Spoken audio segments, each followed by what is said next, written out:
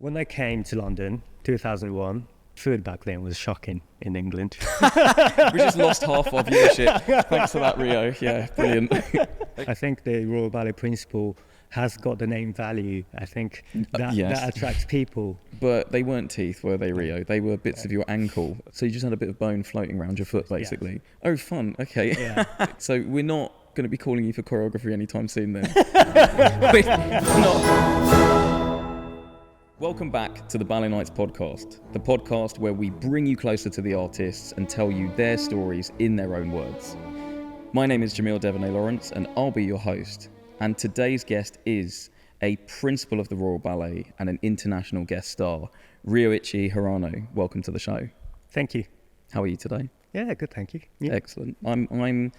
I'm okay. I'm excited. I mean, the podcast is back. This is actually the first podcast after our first series, and we're mixing it up. Darcy's on the table now, so she's been upgraded.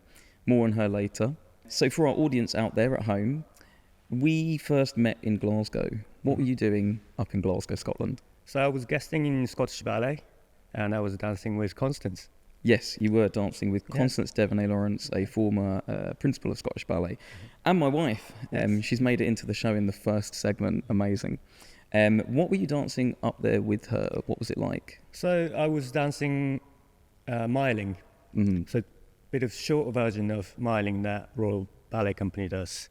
Right. And cutting short, 2-act ballet, and I think they cut 3 scenes from the original one. And yeah, she was my Mary, I was Rudolph. And you've danced that role quite a lot. Yes. You're actually quite well known for dancing that role. Taking something that you've done on the Royal Opera House stage to a new environment, I mean, what were the main challenges with something like that?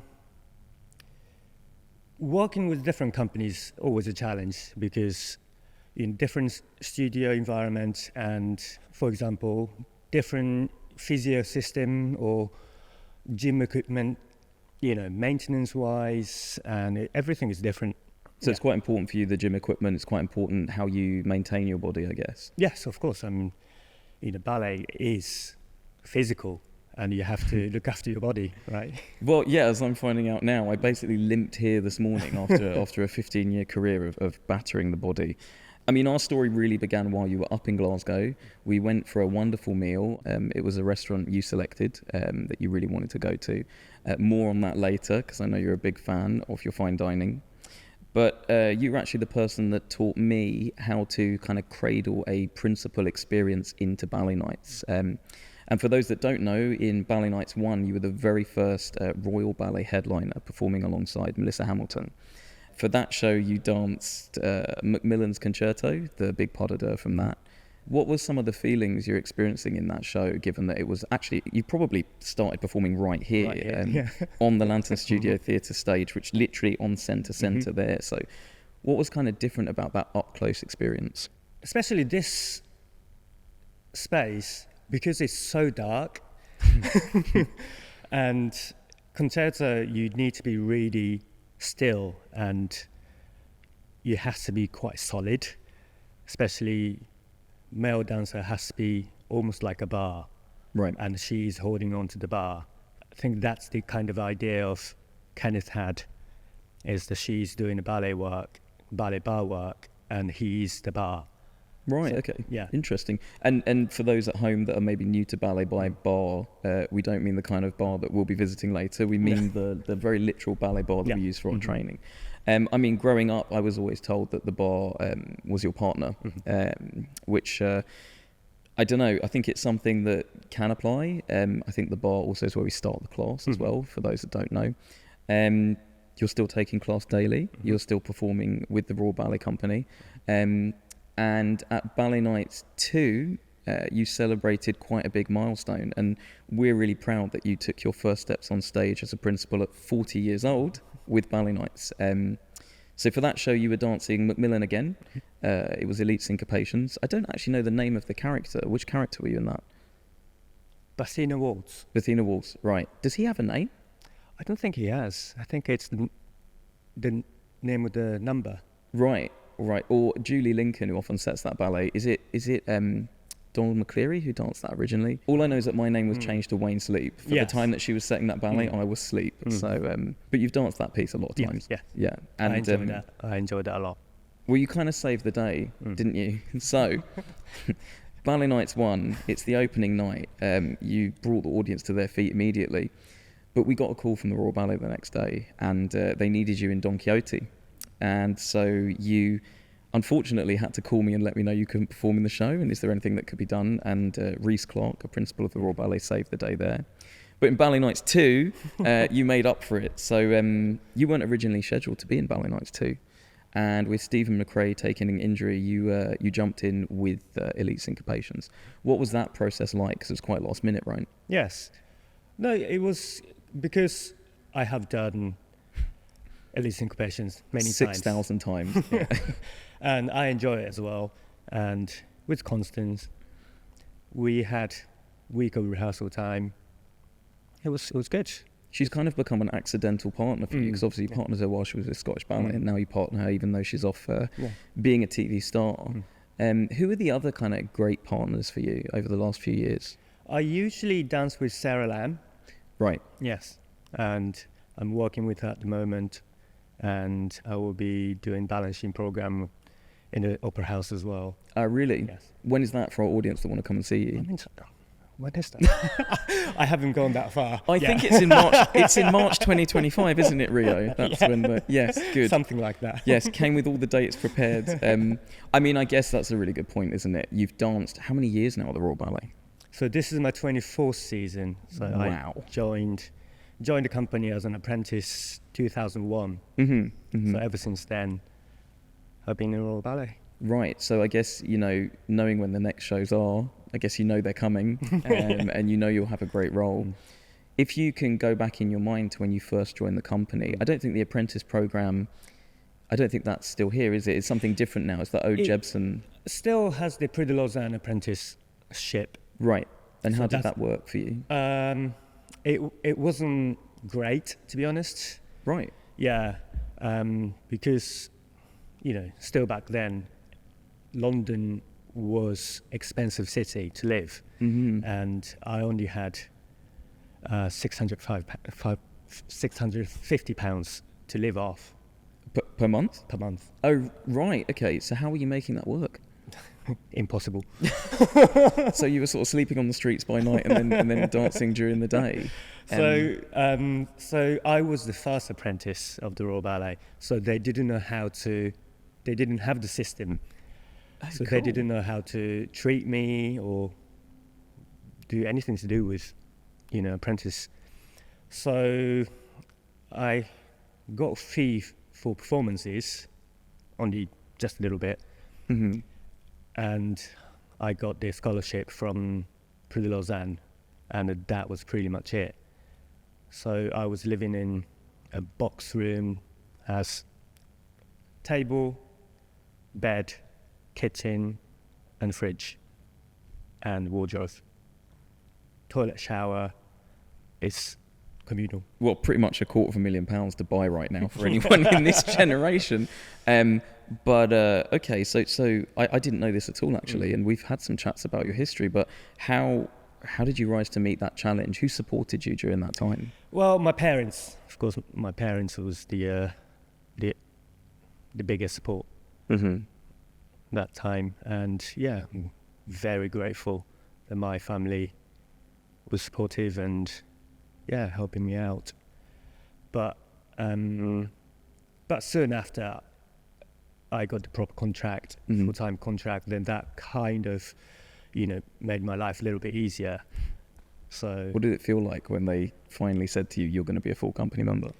It was great, actually. It was Christmas time. And it was Monica Mason. She was assistant director back then, and Ross Stratton was artistic director. Got you. And we were doing Nutcracker. My parents were in London. They were saying, I might not get a contract, so might as well go on a visit London while I'm here. So they came to watch the show. I was just standing at the back. Right.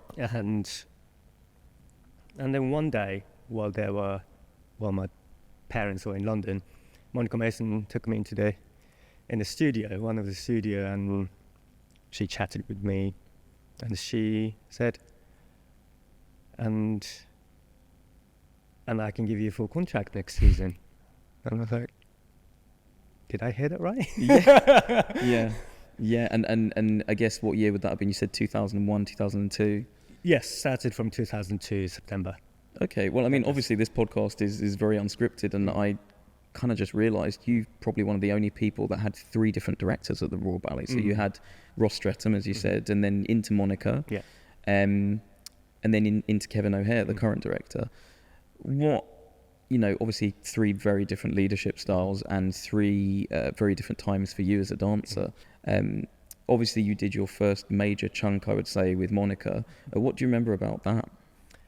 It was quite difficult, I must say, because I was young and hungry. I wanted to dance, and that's what I came to London Royal Ballet to do. Yeah. And I spent a long time standing at the back or doing court gentlemen in Sleeping Beauty, or just walking around in the scene and not much dancing.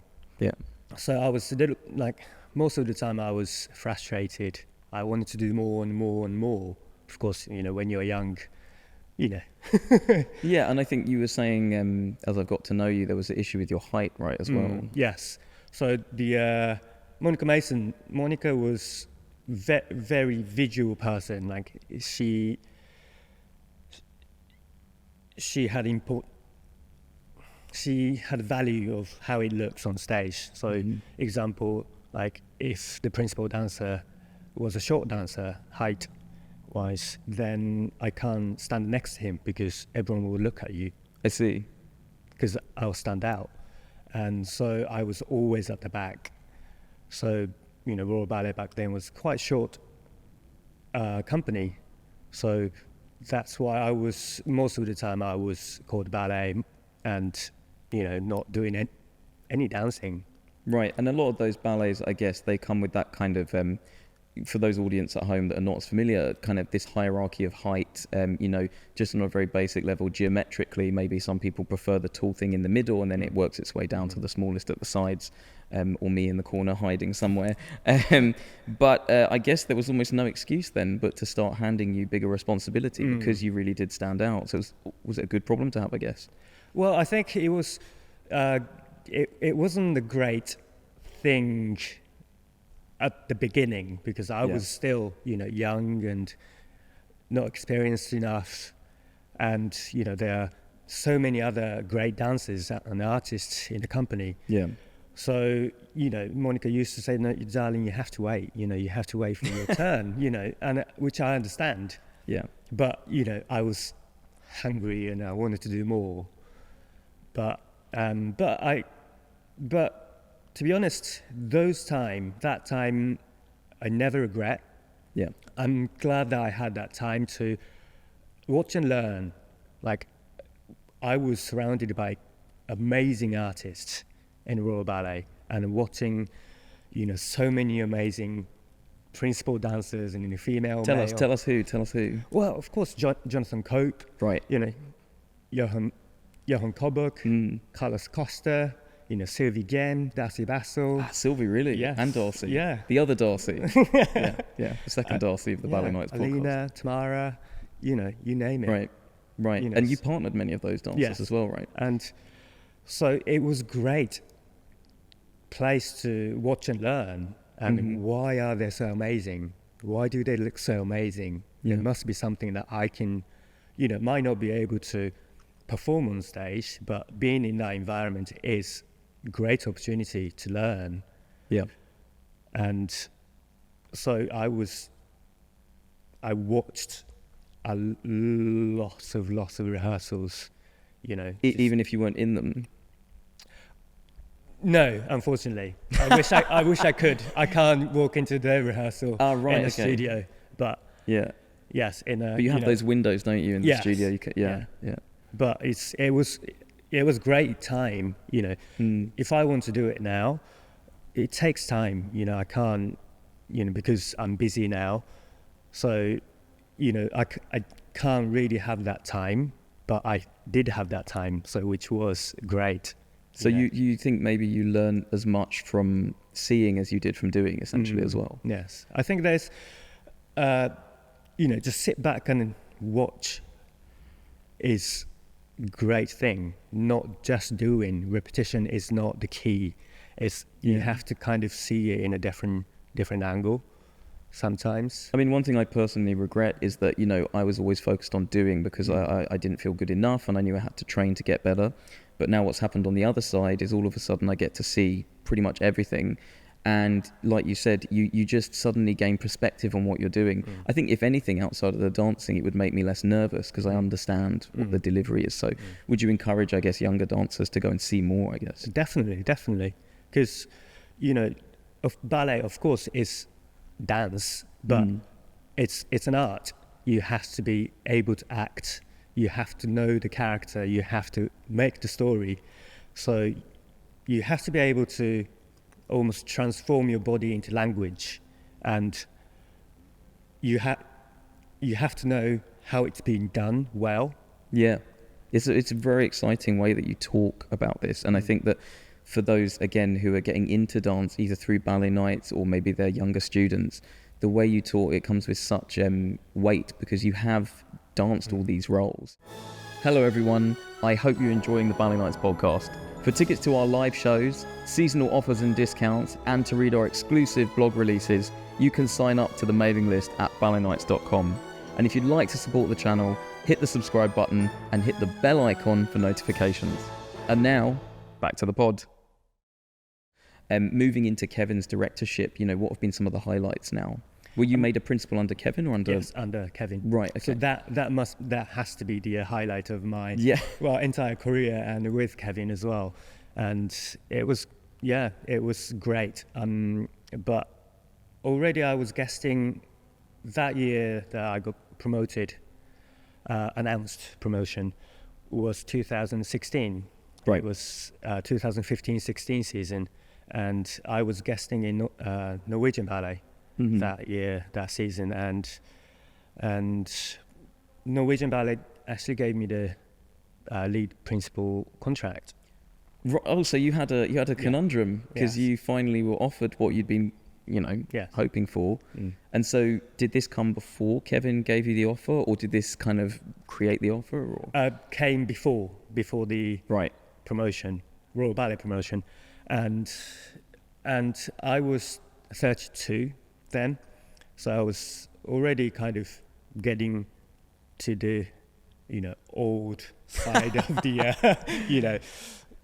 old side as a dancer. Well, you had another 8 years to get where you are now, so you slightly underestimated it, but yeah. And I always wanted to be principal dancer and be the star of the ballet company, and I really seriously considered Norwegian Ballet, and I did speak to Kevin, and I have this opportunity, but I didn't want to, make a decision behind his back. So, I spoke to him, and came up, and I just told him, and then I'm seriously actually thinking about this, and then end of the season he promoted me, and that was no question. I mean, if I can stay in Royal Ballet, then of course.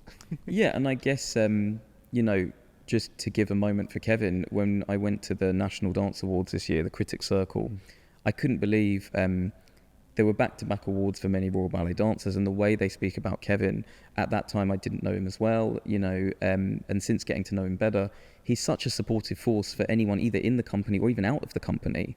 And the Royal Opera House, when I was in Scotland and it was far away, felt like maybe it was a closed shop. And I came to London and everyone's in there. There's so many projects, there's so many people. If you need a studio, they can help you with that. And they've been a huge support for Ballet Nights. I mean, just letting you do the show in the first place is even, But your career goes beyond the Royal Ballet and certainly goes beyond Ballet Nights. I mean, I introduced you as an international guest star. You've been all over the place. I mean, at this point, it's where haven't you been? And I think next you're going to Kazakhstan, so you're really getting out there at this point.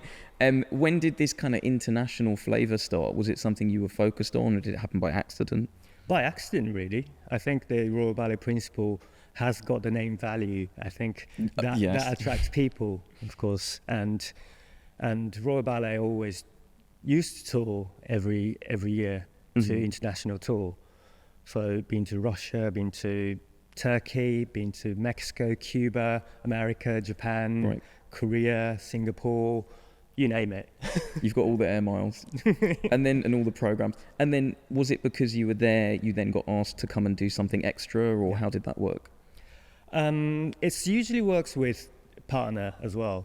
So some female dancer being asked to do gala in, somewhere in internationally, and then she sometimes asks me, because they want to dance with me, or they trust me as a dancer, as a partner.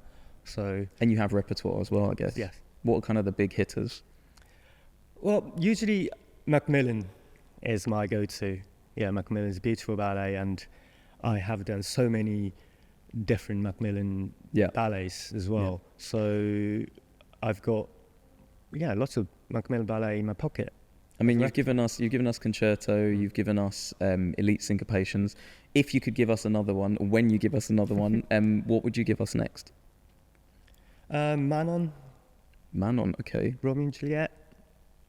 Two. You're only allowed to choose one. And then, so for Manon, which one would you give us, just for those audience who maybe have seen the full ballet? Probably the Bedroom Pas de Deux. Right. Yes. Okay. Fabulous. That would be great. Have to get some drapes in, project something on the wall maybe. Yes. Well, to go in a completely different direction, you sent me a picture of what I thought were some teeth in a jar recently. But they weren't teeth, were they, Rio? They were bits of your ankle, as far as I understood, or your toe. Do you want to just tell us about this adventure you've been on in the last year? So yes, because my ankle, right ankle, I had a bone spur, and I've been on and off with this ankle pain for about 3 years. I was always had this funny pain, sharp pain that goes off, comes on, and I've been struggling with it. And then they found out that I had a bone spur, and then that built up, and it was blocking my ankle joint. Right. And then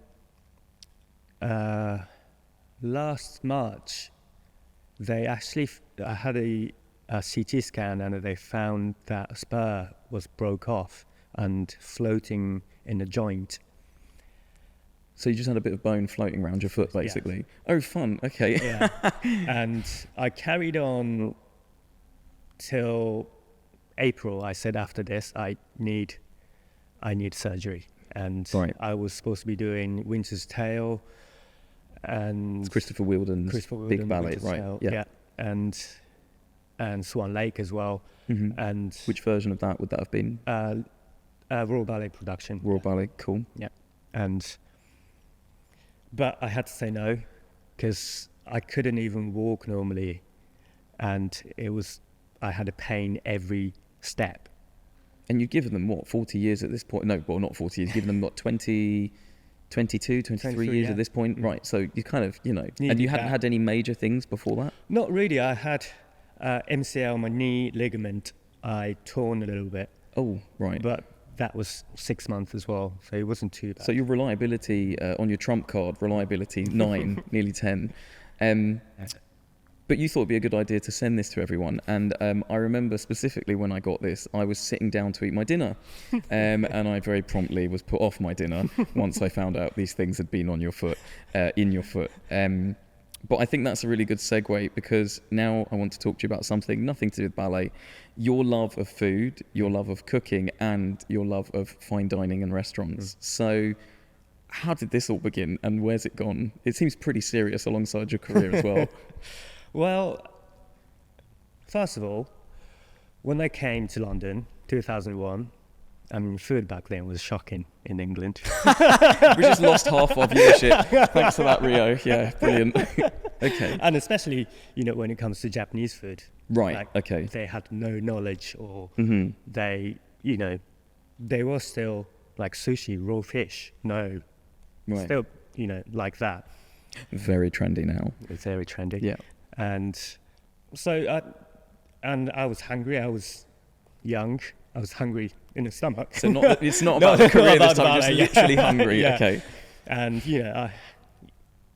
financially I was, small budget as well. So, but I wanted to eat a lot. Right. If I go out, eat Japanese food, it was a lot of money. So the best way to do it is to cook at home. Could you get the ingredients that you needed? You could kind of use different ingredients. Well, I mean, rice. Yeah. And, there's Italian rice you can always use, other, right. Favorite recipe then? Tell us. Gingery pork. That was one of my favorite. Right, okay. Yeah. Is that a simple recipe or is it complicated? Very simple. How do you do it? Tell us. So a bit of soy sauce, mirin, sake, and grated ginger root. And then you marinate it, and then you pan fry. That's it. Amazing. I mean, for me, that's already quite complicated. Doing a startup has not left much time to develop my cooking skills. But it's interesting because your eyes light up. Like only when talking about Macmillan have I seen the same enthusiasm. So as well as cooking, someone told me actually you're a sushi chef. Are you like an actual? Is there a qualification? No. Right. No. So just having a good time in the kitchen. Yeah. Okay, but you do also like to visit exciting restaurants, and I know this because if I want to have a date with you, I always know A, I need to make sure my credit card's with me, and B, that I've dressed up, because it's never just a casual. We're not going to Nando's, are we? Really? No. So what are your kind of top three at the moment? So this Japanese restaurant in Mayfair called Roketsu. Okay. So a friend of mine is the chef. Right. And he trained in Kyoto, the biggest, most well-known restaurant in Kyoto, in Japan actually. Cool. And he trained there. He was the sous chef in Tokyo branch, and he makes the best Japanese food. Okay, and then what are your two others? If we're not going to Mayfair, Rio, if we're maybe hanging around Camden or somewhere like this, is there anywhere else you'd suggest? Punjab, Covent Garden. Right. Indian curry house. Okay, so not just sushi then, lots of different styles. Yeah. And this English food you claim not to love so much, is there anywhere you would go for English food anymore? English food. Hope on Anchor and Hope on Waterloo, on Perfect. The cut. It's kind of gastropub, but they do amazing English food. I think we're going to have to start a cooking podcast with Rio. I think the Ballet Nights cookbook could be on the way. Watch out for that next Christmas. But, we're only just beginning to unlock the amazing story of your career here in London. It was a huge honour to present you at 40 years old, which is, for those that don't know, a massive milestone as a dancer. I mean, I finished dancing full-time at 33 years old, so to make it to 40 is incredible. But we've run out of time, which means there's just one thing left to do. It's time to pose Darcy.